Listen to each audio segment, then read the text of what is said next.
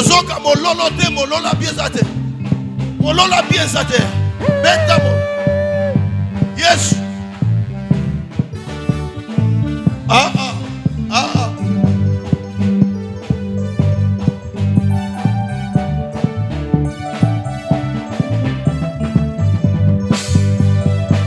Yes.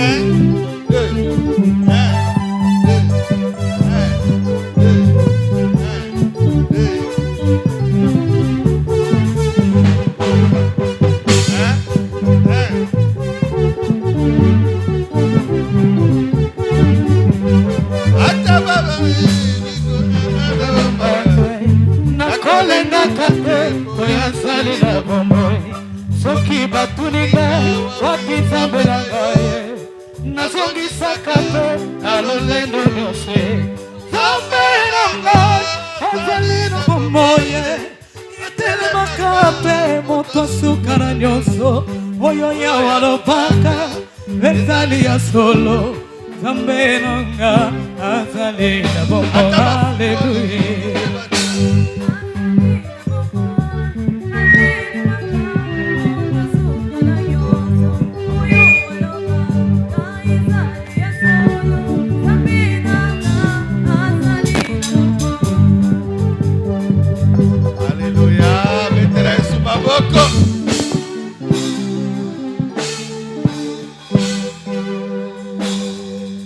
Seigneur, nous te disons merci parce que tu es bon, tu es merveilleux, tu es extraordinaire.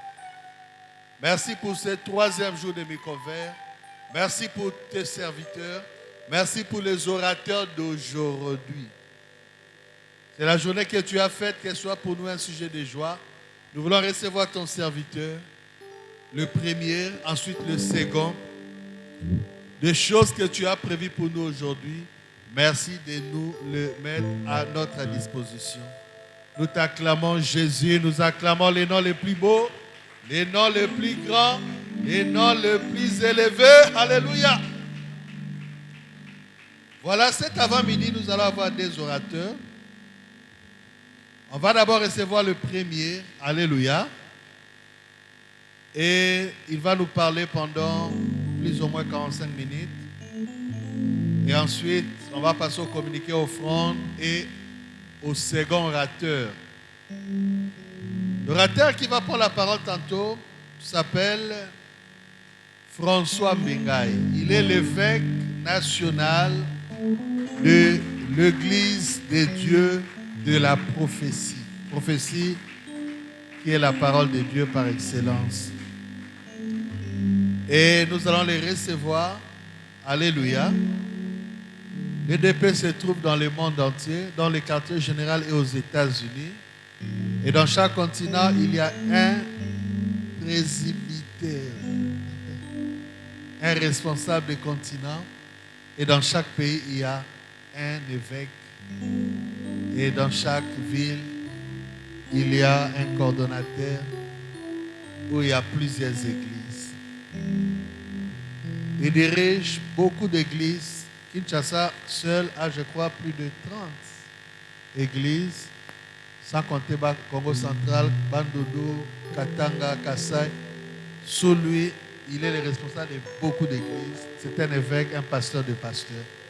Alors aidez-moi à vous mettre debout pendant que j'appelle l'homme de Dieu, le bishop, l'évêque François Mbengaï, au nom de Jésus.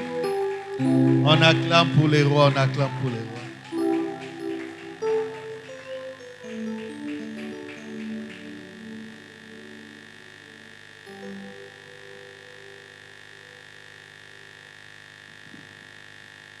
Ok, merci. Nous pouvons nous asseoir. Nous rendons gloire à notre Dieu pour ces belles assises qui sont organisées au sein de notre communauté. Nous remercions sincèrement l'apôtre Siloé pour cette belle initiative, car à travers ce qu'il est en train de faire, nous bénéficions des grâces de beaucoup de serviteurs de Dieu qui sont sur la ville de Kinshasa, qui sont en Afrique et qui sont dans le monde. Par ma foi, moi je crois que toute grâce qui sera célébrée sur ce lieu, c'est une bénédiction pour notre Église. J'apprécie le premier orateur qui est intervenu, notre pasteur. Il a bien parlé.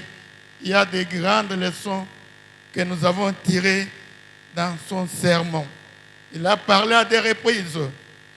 Pour la première fois, il a parlé sur croître dans son appel, ou bien croître dans son ministère. Et le passage clé qu'il avait évoqué, c'était Jean 15, le chapitre 16 à 17. Je pense bien que dans tout cela, ce qui est important, c'est de comprendre que ce qui compte pour un ministère, ce n'est pas son parler, mais ce qui compte pour un ministère, c'est le fruit que le ministère va produire. Alors, dans sa manière d'avancer avec les choses, j'ai compris que la vie d'un serviteur peut être limitée, mais son ministère ne sera jamais limité. C'est-à-dire, la vie prendra la fin avec la mort physique, mais tandis que le ministère sera continué par les autres. Si on a commencé un ministère pour lequel on s'entend produire des fruits, je sais bien que ce sont ces fruits-là qui vont parler après notre ministère. Et le second jour, il a parlé toujours dans le même cadre de croissance. Il a parlé de la maturité. Et là, ce qui est important, c'était le passage qu'il a évoqué, le passage des Galates, chapitre 4, le verset 1 à 4. Et là, il nous a bien montré que si nous devons croître dans notre ministère, cela prouve bien que nous devons atteindre une certaine maturité. Alors, il nous a parlé de maturité spirituelle. Il nous a parlé que beaucoup de serviteurs de Dieu échouent avec leur ministère parce qu'ils n'ont pas la bénédiction de leur Père. Et là, il nous a parlé de plusieurs pères et c'est vraiment très, très important pour nous. Si tu n'es pas connecté à tes pères, je sais bien que ton ministère ne pourra pas durer longtemps. Toujours dans le même ordre d'idées, nous allons aussi aborder notre sous-thème. Nous savons que le thème central, nous sommes en train de parler sur la longévité du ministère et la vie du serviteur de Dieu. Mais dans mon sous-thème que je vais développer, il est intitulé « Accepter les sacrifices dans le ministère et les contentements ». Il y a des choses sur lesquelles nous allons nous étaler. Nous allons nous étaler sur les sacrifices dans le ministère et nous allons nous étaler aussi sur les contentements. Bien-aimés dans le Seigneur, serviteurs et servantes de Dieu, frères et sœurs engagés ou appelés au service, nous vivons dans une génération où tout le monde veut les bénédictions, les miracles, la prospérité. Mais beaucoup rejettent les sacrifices de ministère. Nous voulons l'onction, mais nous refusons le prix à payer. Nous voulons la récompense, mais nous renonçons. Nous ne voulons pas renoncer à certaines choses. Et pourtant, dans la Bible nous montre clairement que Dieu s'est servi des hommes et des femmes. Et ces femmes étaient devenues puissantes dans l'œuvre de Dieu, puisqu'ils ont accepté des sacrifices. C'est parce qu'ils ont appris à vivre selon le contentement. Parce que celui qui veut Dieu doit être libre de la convoitise, de murmures et de la recherche des honneurs. Chers frères et chers sœurs, nous savons que dans le ministère, on aime des miracles. Dans le ministère, on aime la prospérité. Dans le ministère, on aime beaucoup de choses. Mais avant d'arriver à toutes ces choses-là, il y a des sacrifices que tout celui qui veut gagner cet honneur doit endurer. Si vous ne voulez pas les sacrifices, il sera difficile que vous puissiez atteindre tout ce que vous voulez. Alors c'est pour cette raison que nous allons méditer. Il y a beaucoup de passages dans la Bible qui parlent sur les sacrifices et qui parlent sur le contentement. Mais moi, je me suis contenté de 2 passages seulement. Nous allons exploiter le premier passage. Et ce passage va effectivement nous montrer les prix à payer pour être serviteur de Dieu, le prix à payer pour être disciple de Jésus-Christ. C'est ainsi que nous allons suivre ensemble avec notre lectrice. On va nous lire dans le livre de Luc, chapitre 14. On partira du verset 25 pour terminer par le verset 33. C'est là où nous allons découvrir quel est le prix à payer si tu veux que ton ministère prospère. Quel est le prix à payer pour que ton ministère soit stable. Il y a des choses qu'il faut faire. Oui, suivons ensemble à la lecture. Nous lisons le livre de Luc, chapitre 14, 25e verset jusqu'au 33e verset au nom du Seigneur. Amen. De grandes foules faisaient route avec Jésus. Il se retourna et leur dit, Amen. si quelqu'un vient à moi et s'il n'aille pas son père, sa mère, sa femme, ne peut pas être mon disciple. Parole du Seigneur. Acclamons pendant que nous sommes en train de nous mettre. Chers frères, chers sœurs, nous savons que celui qui a été le promoteur de tous les ministères que nous faisons aujourd'hui, c'est notre Seigneur Jésus-Christ. Et quand il est venu, effectivement, il a commencé son ministère. Et vous savez comment il a commencé? Il a commencé par des sacrifices. Si vous lisez dans le livre de Matthieu au chapitre 4, vous allez découvrir comment il a commencé son ministère. La Bible va vous montrer que, arrivé à ce temps-là proclamé par Dieu, Jésus a été conduit par l'Esprit de Dieu pour aller dans le désert. Et dans le désert, il a fait 40 jours et 40 nuits. Et tout ça, c'était un sacrifice. Il s'est fait mortifier dans la chair. Et la Bible nous dit qu'après ces 40 jours de jeûne et de prière, l'ennemi est venu se présenter, c'était le diable. Et il a essayé de le tenter, comme il a tenté le premier Adam, afin que Jésus tombe. Mais comme Jésus était un homme qui était mûr dans la parole de Dieu, il s'est défendu avec la parole de Dieu et l'ennemi n'a pas pu l'emporter. Après cette expérience, c'est à ce moment-là qu'il va commencer son ministère. Et vous verrez que son ministère était grand, son ministère était prospère, son ministère a fait des grands exploits parce qu'il a commencé par les sacrifices. Alors la Bible nous dit, comme son ministère était grand, c'est pour cette raison qu'il était suivi par beaucoup de personnes. Et tous ceux qui le suivaient, ils le suivaient pour les objectifs. Là où nous venons de lire, la Bible nous montre que Jésus était en train de parler et derrière lui, il y avait une grande foule. Il s'adresse maintenant à la foule. Il leur dit, si vous me suivez à cause des miracles, si vous me suivez à cause de... puisque vous avez mangé, mais moi je vous dis, tout celui qui ne peut pas renoncer à sa vie, tout celui qui ne peut pas haïr ses parents, tout celui qui ne peut pas haïr sa femme, cette personne-là ne mérite pas d'être mon disciple. Chers frères, chers sœurs, être disciple de Jésus-Christ, ce n'est pas peu de choses. Quand nous venons, il y a 2 appels. Il y a l'appel pour le salut et il y a aussi l'appel au ministère. Je pense bien que celui qui a parlé avant moi, il avait très bien montré. C'est ainsi que nous avons des pères, des parents spirituels et nous avons aussi des parents dans le ministère. Toi et moi, quand nous étions de gens qui ne connaissaient pas Dieu, nous étions dans les mains du diable. Mais il a appelé à l'Éternel notre Dieu d'envoyer certains serviteurs. Ils sont venus avec l'évangile et nous avons été gagnés par cet évangile. Notre Dieu nous a appelés au milieu de beaucoup de malfaiteurs pour que nous puissions devenir ses enfants. Ça, c'est l'appel au salut. Et maintenant, quand vous avez déjà le salut, il y a un autre appel, c'est l'appel au ministère. Et ça, c'est ce qui est très important. C'est pour vous faire comprendre que Jésus était venu pour tout le monde. Il était venu pour que l'humanité soit sauvée. Mais tous ceux qui devaient venir à Jésus-Christ ne devaient pas normalement servir comme des serviteurs. Pour être maintenant serviteur, c'est là où on vous montre des conditions qu'il faut remplir. Être serviteur, il y a des prix que vous devez payer. Toi et moi, nous savons que nous ne venons pas du ciel. Nous sommes ici de nos familles. Nous avons des camarades. Nous vivons dans nos communautés, nous sommes dans les quartiers, nous avons été dans les écoles, il y a beaucoup de gens autour de nous. Mais s'il faut être appelé à l'œuvre de Dieu, il faut savoir maintenant quitter tous ces milieux-là. C'est ainsi que quand vous vous référez à la Bible, vous verrez même dans le temps passé, tous les gens avec qui Dieu a travaillé, il les a d'abord demandé de quitter là où ils sont. Si vous vous référez à Abraham, vous savez comment il vivait avec ses parents. Mais la Bible nous dit, ou que Dieu l'appelle dans le ministère, il lui dit, Abraham, quitte tes parents, quitte ta famille, quitte tes amis, va où je t'envoie. C'est là où tu iras que je ferai de toi une grande nation.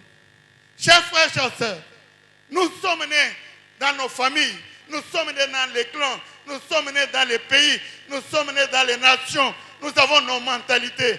Mais si nous voulons maintenant servir Dieu, nous devons dépasser toutes ces choses-là.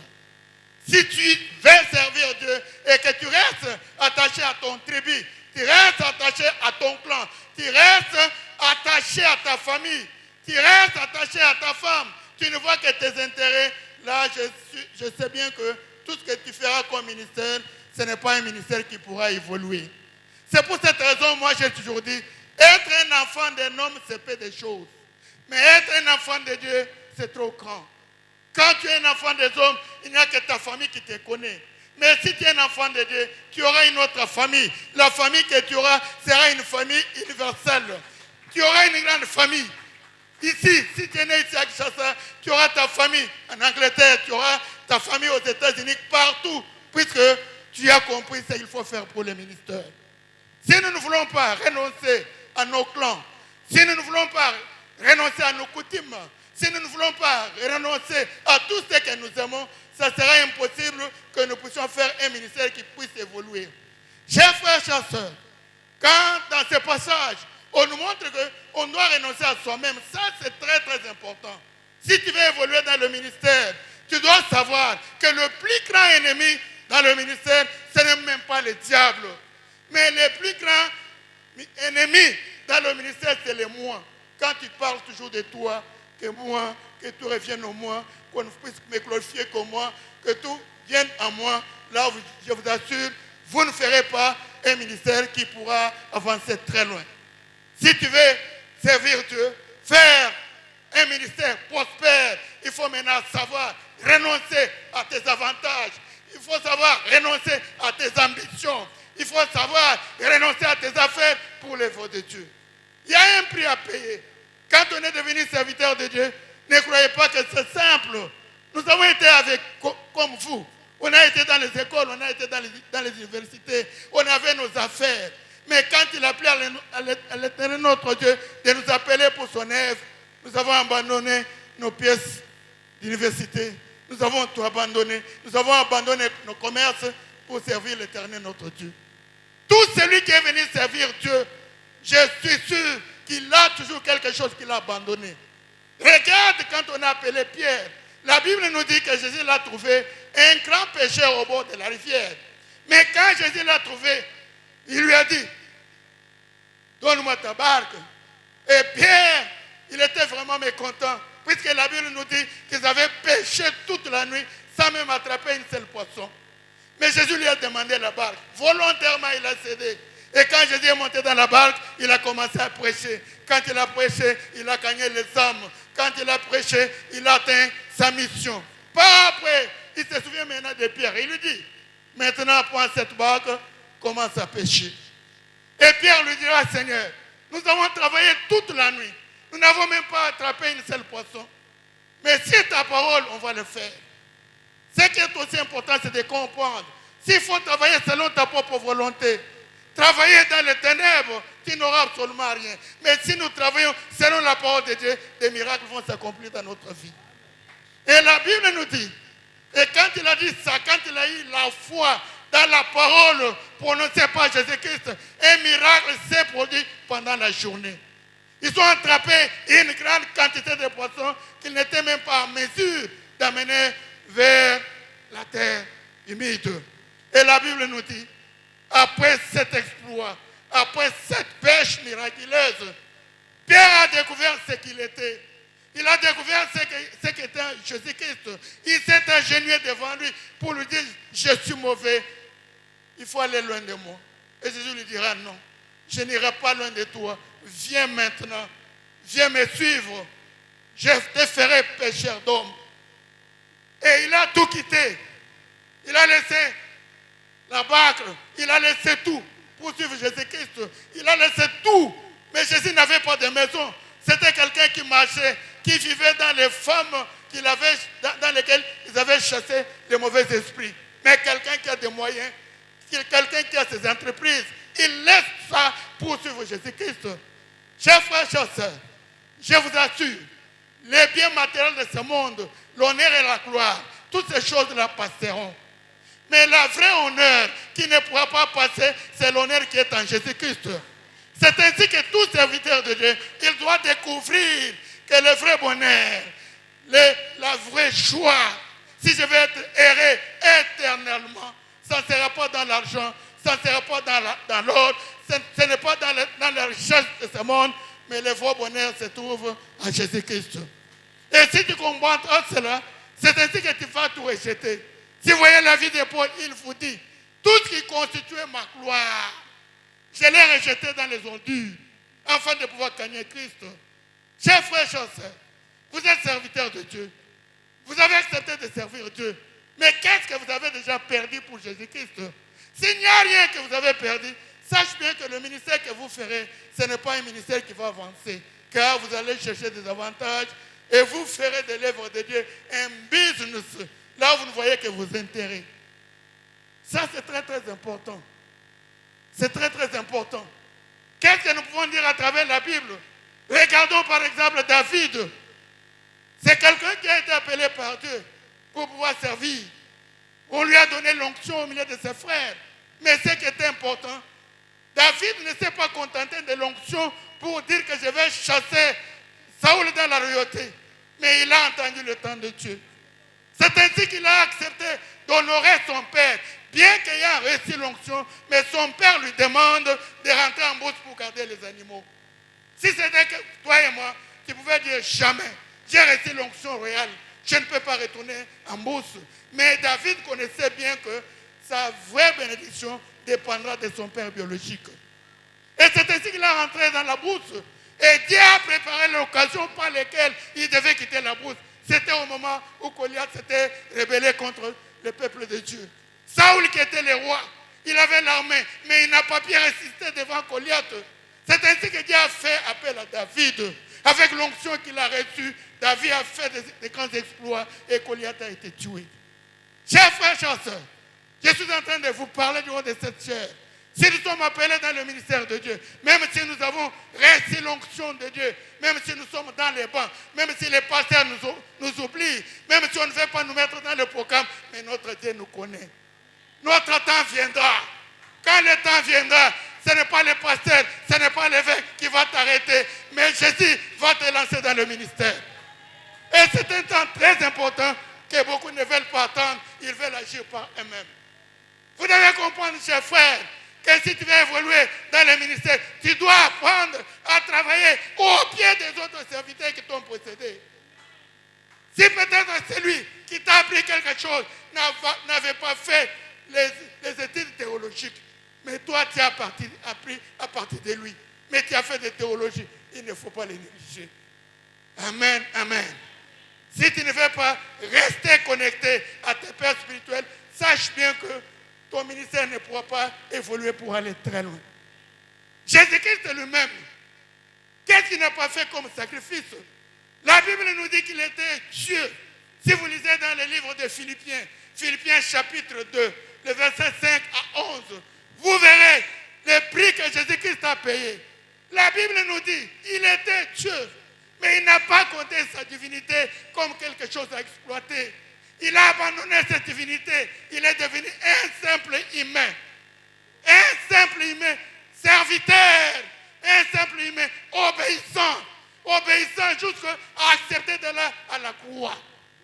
Et la Bible nous dit, comme il a fait la volonté de Dieu, il a accepté d'aller à la croix. C'est pour cette raison que Dieu l'a élevé au-dessus de toutes les nations. Et au nom de Jésus-Christ, tout genou doit fléchir sur le sol. Chers frères, chers sœurs, ton appel à toi n'est pas mon appel. Chacun a été appelé de sa propre manière. Mais pourquoi ton ministère n'évolue pas? Pourquoi il n'y a pas l'éclosion dans ton ministère? C'est parce que tu n'as pas fait ce que Dieu t'a demandé de faire. C'est lui qui tarde les choses. Ce n'est pas Dieu, mais c'est toi-même qui tarde les choses.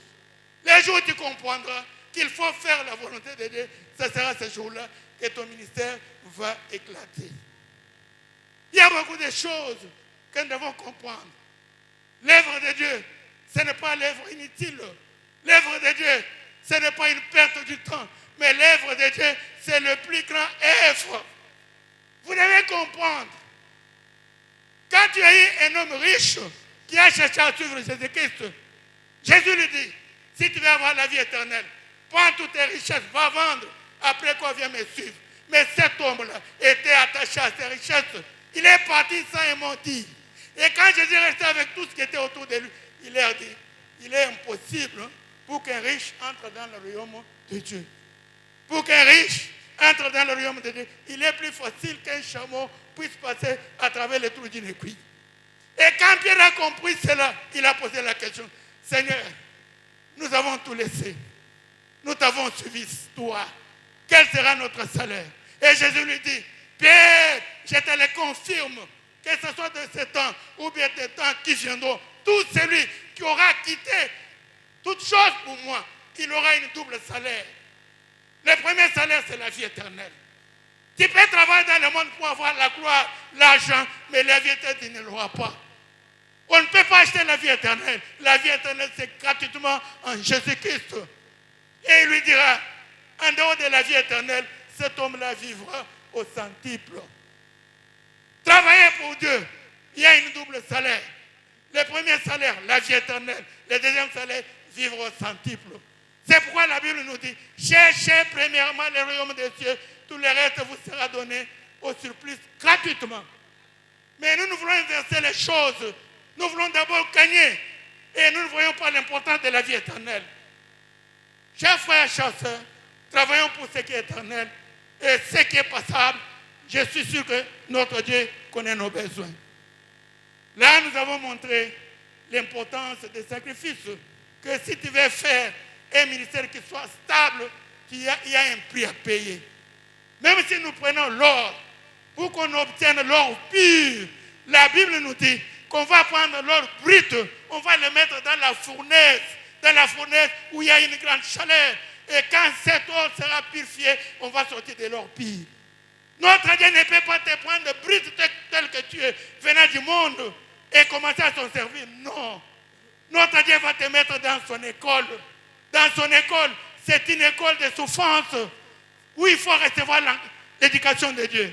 Parfois, vous pouvez vous demander pourquoi les Juifs, au lieu de quitter l'Égypte pour aller dans la terre promise, ils ne pouvaient faire que quelques jours. Pourquoi ils ont fait 40 ans dans le désert? C'est pour recevoir l'école de Dieu. C'est pour qu'on chasse tout ce qui est de l'Égypte. Chers frères, chers sœurs, Dieu t'a appelé longtemps. Mais il y a les choses de l'Égypte qui te bloquent. Et c'est cela qui te fait marcher dans le désert. Les jours où tu vas abandonner ces choses, où tu feras la volonté de notre Dieu, tu vas entrer dans la terre promise. Tu vas entrer dans la gloire de Dieu. Alors nous allons prendre le deuxième passage, puisque nous devons respecter le temps qui nous a été imparti pour pouvoir parler maintenant du contentement. Et là, nous allons lire dans le livre de Philippiens, Philippiens chapitre 4, les versets 11 à 13.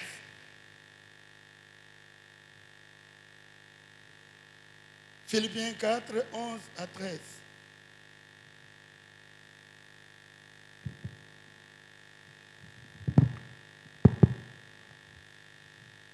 Nous lisons le livre de Philippiens, chapitre 4, 11 jusqu'au 13e verset au nom du Seigneur. Amen. Ce n'est pas en vue de mes besoins que je dis cela, car j'ai appris à être content de l'état où je me trouve. Gloire à Dieu. Je sais vivre dans l'humiliation et je sais vivre dans l'abondance. Oh. En tout et partout, j'ai appris à être rassasié et à avoir faim, à être dans l'abondance et à être dans la disette. Amen. J'ai pris tout par celui qui me fortifie. Parole du Seigneur. Acclamons pour cette belle parole que nous venons de suivre. Cette belle parole nous montre exactement ce qu'on appelle contentement. Ici, c'est Paul qui parle. Il dit, j'ai appris dans mon ministère à m'adapter à toute situation qui est devant moi. Si c'est le moment, il faut vivre affamé, je serai affamé. Si c'est le moment, il faut être dans l'abondance, je serai dans l'abondance. Chers frères, chers sœurs, ne croyez pas que dans l'œuvre de Dieu, il y a toujours des roses. Dans l'œuvre de Dieu, il y a aussi des souffrances. Surtout pour les gens qui commencent leur ministère. Il y a des grands sacrifices à payer. Et c'est là où, quand le diable voit ce qui t'attend, il mettra beaucoup d'obstacles, beaucoup d'embûches devant toi pour que tu ne puisses pas prospérer. Alors tu dois comprendre que tout ce qu'il y aura à exploiter comme épreuve, c'est Dieu qui le veut, ce sera pour ton élévation. Nous devons vivre la vie de l'aigle. Comment vit l'aigle? La Bible nous dit, l'aigle ne peut pas vivre dans les tempêtes. Mais au contraire, ce sont les tempêtes qui aident l'aigle à monter encore plus. Ça, il faut comprendre. Quand il y a des tempêtes, l'aigle ne peut pas aller en dessous, ni rester dans la tempête. Non. Mais l'aigle va voler plus haut. Tout ce que tu ressens comme problème, comme difficulté dans ton ministère, c'est pour ton élévation. Moi, j'ai toujours eu un peu de doute. Quand on trouve quelqu'un dans son ministère, on applaudit pour lui, on les caresse. Il parle, on lui dit, bouge de Dieu, parle. Oui, c'est bien, ils peuvent le dire. Mais moi, je te dis, l'œuvre de Dieu, ce n'est pas dans ce sens-là. La parole de Dieu, c'est un marteau. Et quand cet marteau frappe, c'est pour tout déchirer. Dans l'œuvre de Dieu, nous devons être rejetés. Dans l'œuvre de Dieu, nous devons être abandonnés. Ce n'est pas pour rien qu'aujourd'hui, qu'on a proclamé cette conférence pour que je dise que non, comme aujourd'hui, il n'y a pas beaucoup d'assistants, moi je ne pourrais pas prêcher, moi je vais parler. Notre Dieu connaît ce qu'il pourra faire. Si c'est lieu, il y a des âmes qui seront sauvées. Même ceux qui nous suivent très loin, comme on est suivi sur les réseaux sociaux, il y a quelqu'un qui sera sauvé par le message que nous devons prêcher ce soir. Chers frères, chers sœurs, dans l'œuvre de Dieu, il faut apprendre à te contenter de ce que Dieu a mis à ta disposition dans tous les temps. Nous devons nous confier à Dieu. Qu'il plaît ou qu'il neige, nous devons rester fidèles à Dieu. Nous devons dire comme Job, quand il y a eu des souffrances, tout le monde l'a rejeté, même sa femme l'a rejeté. Job a dit à sa femme, tu es une femme insensée auprès de Dieu. On ne peut pas toujours recevoir le bonheur, mais les malheurs aussi peuvent arriver. Et il lui dit, femme, écoute, si toi tu te décourages, mais moi, Job, je déclare, que ce soit dans les souffrances ou bien dans le bonheur, le nom de mon Dieu sera glorifié. Chers frères, chers sœurs, dans ton ministère, il faut apprendre à être affamé. Il faut apprendre à marcher nu. Il faut apprendre à vivre des situations impossibles. Ne croyez pas que votre message sera toujours applaudi. Non. Les gens aiment qu'on leur parle des choses qui les intéressent. Mais quand vous leur parlez de Dieu, ça pique. Comme ici à Kinshasa. Si nous venons avec des prédications de la repentance, la régénération, la sanctification, le Saint-Esprit, certains vous diront, ceux qui ont l'esprit de Quinoa, ils vous diront, ça ce sont les prédications des villageois. À Kinshasa, il ne faut pas prêcher ça. Ici, il faut prêcher la prospérité, il faut prêcher les visas, comme si c'est toi qui es devenu ambassadeur pour livrer les visas pour aller dans les pays étrangers. Amen, amen. Chers frères, chers sœurs, apprenons à nous contenter de ce que Dieu a mis à notre disposition. Je vous dis, beaucoup de serviteurs de Dieu ont échoué dans leur ministère par manque de comprendre ce que c'est que le contentement. Ils travaillent dans une église où il n'y a que très peu de membres. Il regarde autour de lui, il voit des grandes assemblées et il va aller chercher. Dites-moi comment vos assemblées sont devenues quand. Mon frère et ma soeur, tu vas te retrouver dans les loges. Attends ton Dieu. La Bible nous dit, humilie-toi sous la puissance de Dieu en attendant les jours de ton élévation. J'ai apprécié ce qu'on nous a dit hier. Et c'est la bénédiction de l'Éternel qui enrichit.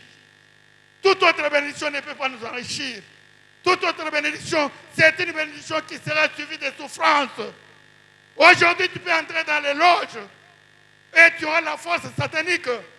Tu feras des miracles, tu feras des guérisons divines. Tu auras un honneur, les gens viendront vers toi. Mais après tout cela, c'est chacun qui va suivre. Tu vas les payer. Puisque pour arriver à ce stade-là, il y a certains hommes qui ont payé un sacrifice que toi tu ne peux pas comprendre. Il y a certains hommes à qui on a dit, si tu veux prospérer comme les autres, il y a un secret chez le marabout où on te dit, va, tu trouveras une femme folle au bout du village. Si tu veux prospérer dans ton ministère, va chercher la nourriture, mets des somnifères dans cette nourriture-là, donne à la femme, et quand la femme sera envoûtée, tu vas coucher avec elle. C'est à ce moment-là que ton ministère va prospérer. Et nous voyons un homme de Dieu qui abandonne la Bible, qui abandonne la sanctification, qui abandonne la sainteté, qui abandonne la puissance venant de Dieu, du Saint-Esprit. Mais à cause de la recherche de l'honneur, à cause des biens matériels, il va se retrouver dans les fétiches. Et quand il va faire cet exploit, aller dormir avec une folle, une femme sale, qui ne s'est lavée, je ne sais pas pendant combien de temps, mais toi tu vas là-bas puisque tu cherches le bonheur. Oui, tu vas le gagner. Et quand il est rentré dans son église, l'église était pleine. L'argent, n'en parlons pas. Les miracles, les parler en langue, n'en parlons même pas. Mais toutes ces choses-là ont été des choses de courte durée. Après un temps, l'homme dans ses rêves, il voyait cette femme-là qui lui dit, tu m'as ravi ma joie. Un jour, ta joie sera aussi ravie. Tu m'as ravi ma santé, tu m'as détruit. Un jour, tu seras aussi détruit. Et c'est ainsi que l'homme s'est retrouvé avec une maladie où il y avait des blessures partout dans le corps. Lui qui faisait des miracles, il ne savait pas faire des miracles pour se guérir. Il s'est retrouvé dans l'hôpital où il est allé mourir. Avant de mourir, il s'est confessé, mais c'était déjà trop tard. Chers frères, chers sœurs, apprenons à marcher selon l'horaire de Dieu. Ne cherche pas à précipiter les choses, mais attends que Dieu proclame ton temps. Et quand tu vas travailler selon le temps que Dieu a proclamé, tu feras un ministère prospère. Chers frères, chers sœurs, dans notre ministère, si nous avons besoin que nous puissions aller très loin, nous devons comprendre que notre focus, notre but ultime doit être de gagner les âmes. Tout ce qu'on a comme département, même si c'est protocole, mais je te dis, le grand ministère pour lequel tu es protocole, c'est pour gagner les âmes. Tu es partenaire, le plus grand ministère, c'est gagner les âmes. Tu es partenaire, c'est gagner les âmes. Vous allez trouver certains hommes de Dieu, ils vous disent qu'il a fait un grand ministère. Mais posez-lui la question, depuis que tu as fait ton ministère, tu as déjà gagné combien d'âmes? Aucun. Il n'a pas gagné aucune âme. Il est là seulement pour la gloire. Et vous devez savoir, dans l'œuvre de Dieu, si ton objectif, même si tu es choriste, tu chantes, si tu ne chantes pas pour gagner les âmes, tu dois comprendre que tu as transformé l'œuvre de Dieu dans un business. Et quand l'œuvre de Dieu sera transformée dans un business, c'est une œuvre de Dieu qui n'avancera pas. C'est une œuvre de Dieu qui sera détruite. Mais l'œuvre qui peut rester éternelle, c'est l'œuvre où nous avons comme objectif gagner les âmes à Jésus-Christ. Chers frères, chers sœurs, le Dieu qui nous a appelés, être appelé par Dieu, ce n'est pas une invitation du confort.